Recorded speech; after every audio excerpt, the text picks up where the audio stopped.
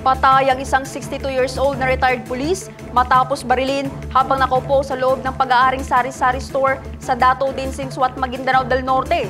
Sugatan naman sa insidente ang isang 3 years old na bata. Ang blotter mula kay Joelyn de la Cruz.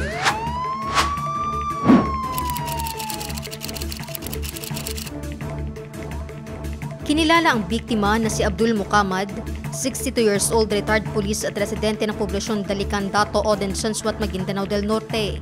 Sa report ng otoridad, binaril ang biktima habang nakaupo sa loob ng pag-aari nitong sari-sari store alas 4:20 ng hapon, araw ng Huwebes, April 3. Sugatan din sa pamamaril ang 3 taong gulang na bata. Natagpuan sa crime scene ang 5 basyo ng .45 caliber. Joelyn de la Cruz, iMinds, Philippines.